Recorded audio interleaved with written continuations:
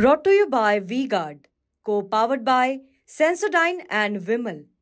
बोलो जुबां केसरी। इस बार जो है गैर भाजपा जो कैंडिडेट है वो जीतने जा रहे हैं और लंबे समय से यहाँ भाजपा का सांसद रहा है, संसद में प्रतिनिधित्व भाजपा का जहाँ से रहा है। और इस दौरान ग्वालियर जितना पिछड़ा शायद ही मध्य प्रदेश का कोई ज़िला, कोई लोकसभा पिछड़ी हो।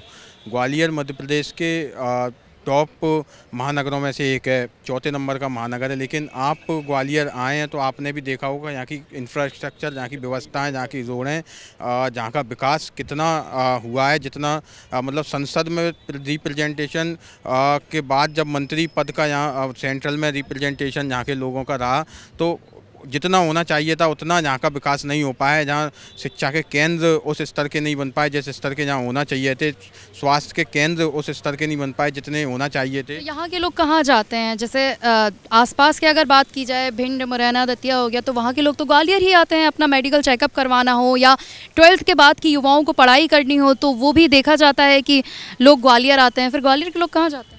देखिए, ग्वालियर के लोग जो है, ग्वालियर के लोग जो संपन्न हैं वो तो दिल्ली, इंदौर पढ़ाई करने जाते हैं। कंपटीशन की, मिडिल क्लास के लोग कंपटीशन की तैयारी कर रहे हैं। जो सक्षम है वो तो इंदौर जा रहे हैं, इलाहाबाद जा रहे हैं। और जो सक्षम नहीं है वो यहाँ तैयारी सेल्फ डिफेंस कर रहे हैं, घर पर रहकर तैयारी करते हैं। और जहाँ की जो कोचिंगें हैं वो इस स्तर की नहीं है, जहाँ के जो स्कूल हैं, कॉलेज हैं वो इस स्तर के नहीं है। जहाँ के लोगों को एजुकेशन स्तर, जहाँ के लोगों का और दिल्ली के लोगों का ज़मीन आसमान का अंतर है। तो वो इंफ्रास्ट्रक्चर जो यहाँ खड़ा होना चाहिए था वो नहीं हो पाया। और हम इस बात के तौर पर कह सकते हैं कि यहाँ के लोग एजुकेशन के लिए पलायन किए हैं, एजुकेशन माइग्रेट हुए हैं, चाहे फिर वो इंदौर के लिए हुए हों, इलाहाबाद के लिए हुए हों, दिल्ली के लिए हुए हों। यहाँ रोज़गार नहीं है, रोज़गार के लिए माइग्रेट हुए हैं दूसरे शहरों में। एक बड़ा तबका गुड़गांव में, नोएडा में, दिल्ली में जॉब करता है, इंदौर में जॉब करता है। जो विकास ग्वालियर में होना चाहिए था, हम यहाँ खड़े हुए हैं। ये क्षेत्र जो है, हम पुरानी विधानसभा के सामने खड़े हुए हैं। मध्य भारत की विधानसभा का क्षेत्र है जो जहाँ लगती थी मध्य भारत की विधानसभा। लेकिन उस समय से लेकर आज तक जो केंद्र रहा, केंद्रीय स्तर पर स्टेट गवर्नमेंट में प्रतिनिधित्व रहा, केंद्रीय गवर्नमेंट में प्रतिनिधित्व रहा, वो विकास यहाँ संभव नहीं हो पाया। पता नहीं क्यों नहीं हो पाया। नेताओं ने अपनी जेबें तो भरी, नेता जो ज़मीन से उठकर केंद्र में रिप्रेजेंटेशन के लिए गए, मंत्री बने और वो अपनी जेब बनने में सक्षम हुए, अपनी प्रॉपर्टियाँ एकत्रित उनने की। लेकिन जनता के लिए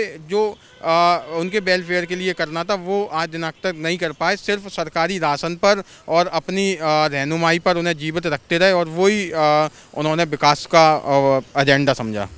Brought to you by V-Guard, co-powered by Sensodyne and Vimal. बोलो जुबां केसरी।